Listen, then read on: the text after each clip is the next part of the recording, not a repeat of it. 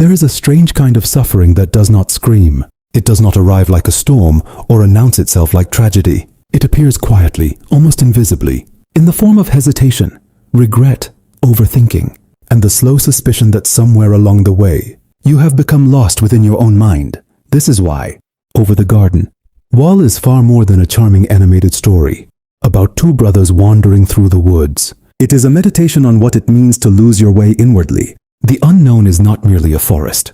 It is the landscape of the human soul when certainty has collapsed, when identity becomes fragile, and when the road home can no longer be found through logic alone. Modern man likes to believe that he is rational, informed, and in control. He believes that knowledge protects him. He believes that analysis will save him. And yet, in moments of crisis, the mind often becomes its own labyrinth. The more one thinks, the less one sees. The more one tries to control the future, the more powerless one feels before it. And this is the tragedy embodied by Wurt. Wurt is not simply a shy teenager. He is the modern consciousness in miniature.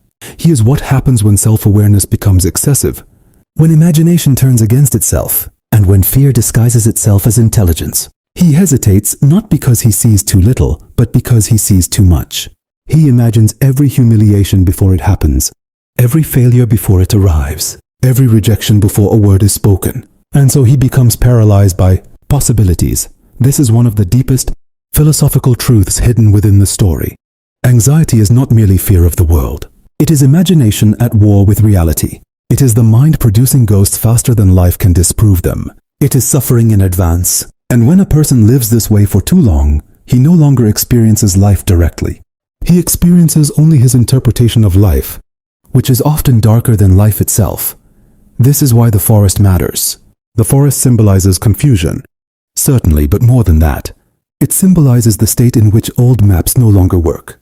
Throughout human history, forests have represented the territory, beyond social order, the realm where one meets danger, instinct, temptation, and truth. To enter the forest is to leave behind the world of clean explanations. It is to confront existence without guarantees.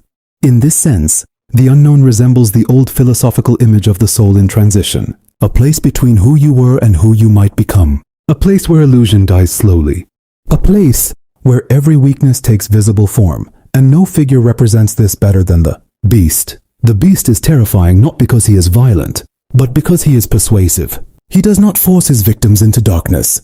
He invites them to surrender. He speaks the language of exhaustion. He offers relief, not conflict. He whispers what despair always whispers. You have suffered enough. Stop resisting. Sit down. Let the darkness think for you. This is why the beast is not just a villain. He is the psychological principle of hopelessness. He is the voice that appears when the soul is tired. He is what emerges when pain is repeated so often that surrender begins to feel like wisdom.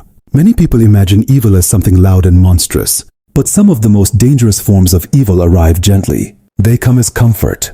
They come as resignation. They come as the seductive promise that if you expect nothing, you can no longer be hurt. Here the story reveals a brutal insight about human suffering. Despair does not always destroy us directly.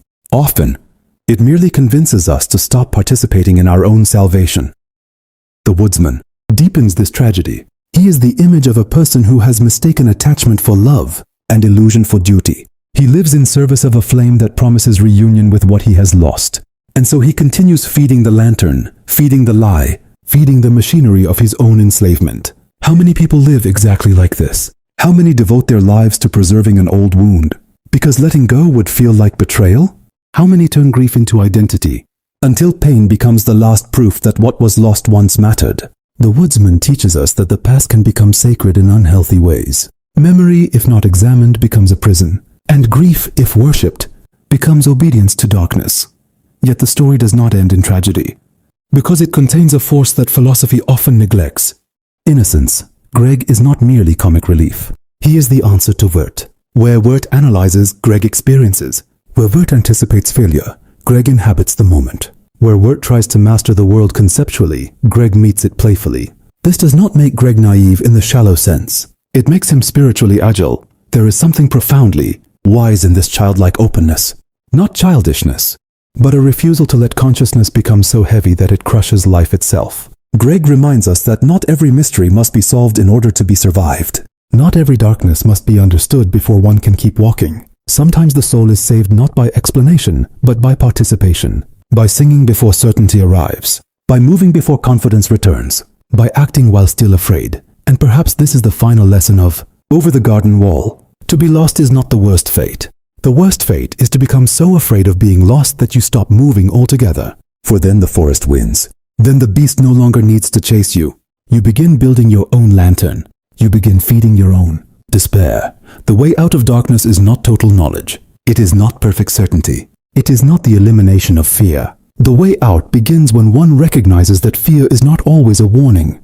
Sometimes it is only a habit. Sometimes it is only the shadow cast by an unlived life. And so the true journey home is not geographical.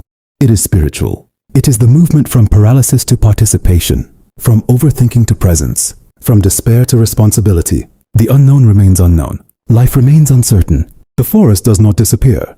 But if you can walk through it without surrendering your soul to it, then perhaps you were never truly lost at all.